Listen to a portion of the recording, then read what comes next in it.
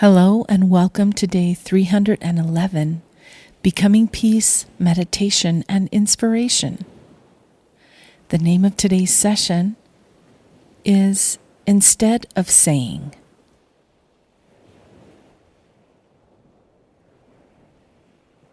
Super simple, small changes in the way we communicate with others can make all the difference. Slight word choice changes and revamping questions can mean the world to a heart that's under duress.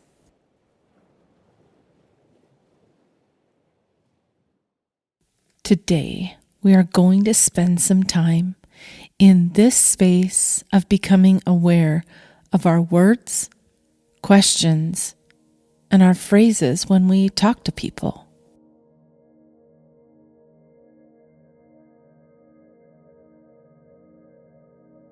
Before we begin, let's just take a little inventory of how you have seen God show up in your life since you were last here.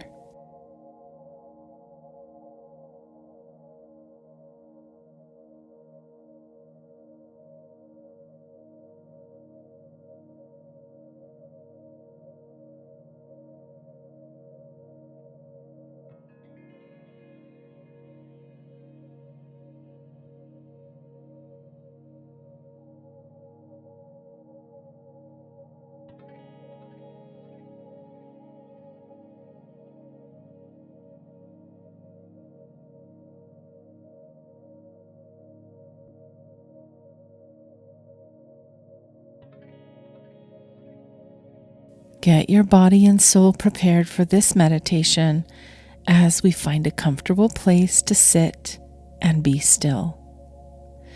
Get your body quiet and relaxed. Take in those deep breaths that will slow your autonomic nervous system down to nurture every cell in your body. Keep breathing deeply and listen to the sound of my voice.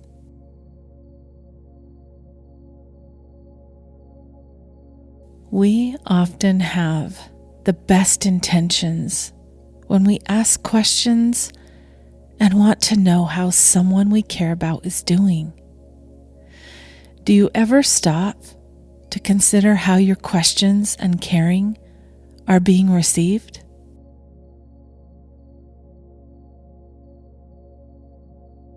I know sometimes I just barrel through and ask questions in a way that might seem a little harsh at times, a little invasive. Lately, I've been trying to do better when it comes to being mindful of how my inquiries are being received. The poet Yuli Kay penned this perfectly. Instead of saying, I know what it feels like, let's say, I cannot imagine your heartbreak.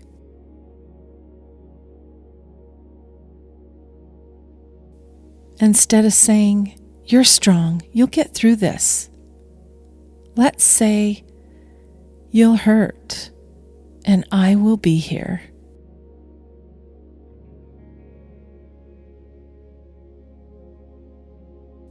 Instead of saying, you look like you're doing well, let's say, how are you holding up today?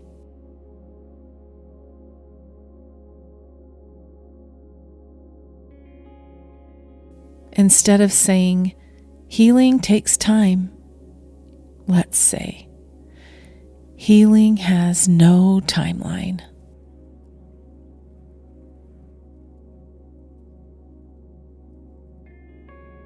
Instead of saying, everything happens for a reason, let's say, this must feel so terribly senseless right now.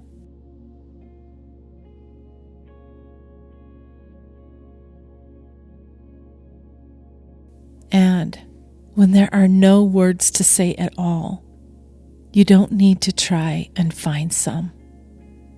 Love speaks in silences too.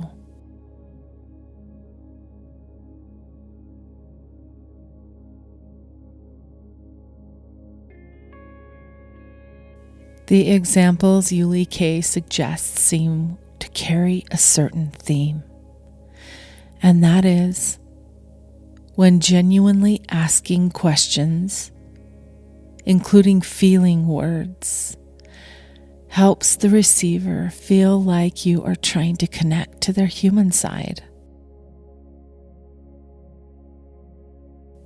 When you inquire by saying something like, "That must feel," or "That must be difficult,"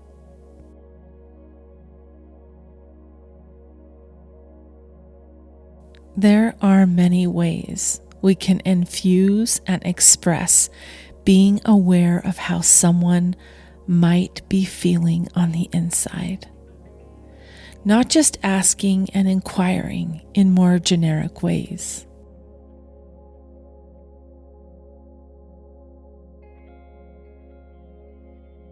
So try these suggestions from Yuli K in your communications today.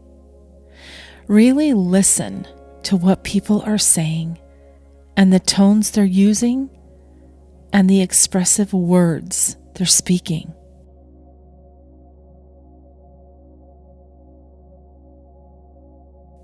If someone says, "Oh, I'm hanging in there," that is your first clue.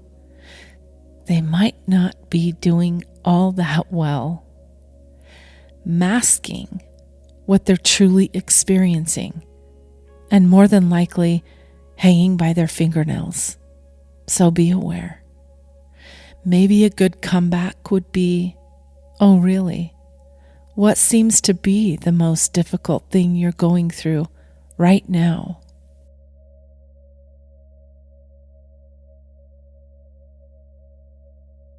So often our questions are trite and just passing words like, "Hey, how are ya?" "Oh, I'm good. How about you?" Yikes. You might as well not even interact if you're not going to really care what someone's response is. Or, on the other hand, maybe the situation is just a brief hello to someone in the grocery line, and that is completely appropriate. But if you truly want to know how someone is, dig a little deeper. Ask feeling word questions. Watch their body language, their eyes, their tone of voice. You may be skipping over something very painful if you're not aware of perfecting the art of listening deeper.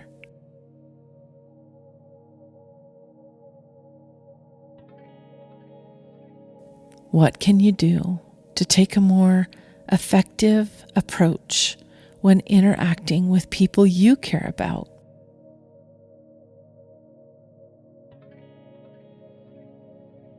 How can you level up your skill set, improving your listening skills and your communication skills? How can you move from the standard questions and masking answers?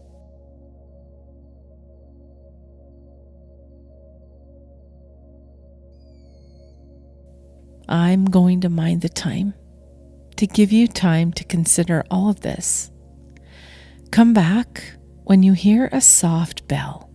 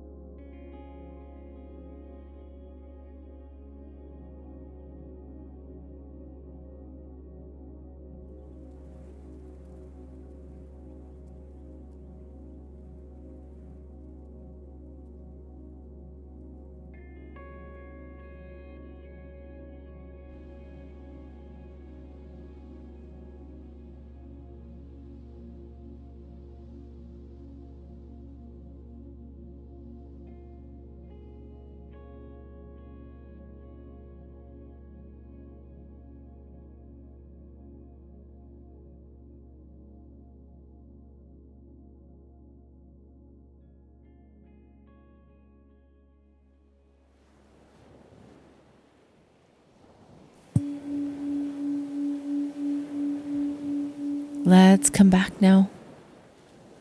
Taking some deep breaths in through the nose and then releasing out through the mouth. Coming back to the present moment and giving yourself lots of grace today.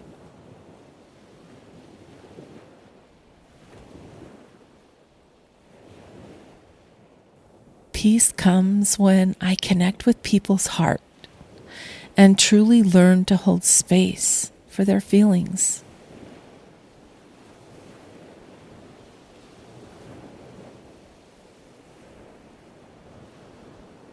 What great reminders as we move into the holiday season when the world is hustling and bustling about, and a lot of individuals carry tremendous grief and heartache at this time of year, even amongst all the joy and Yuletide.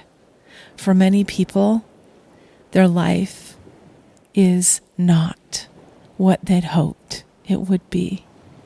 Be mindful, listen with your heart, and let the other person know that you heard them. Thank you for joining me today. I love holding space for you, and I'm going to encourage you to please share this with someone you love. I will be back tomorrow, and I hope you join me. Bye for now.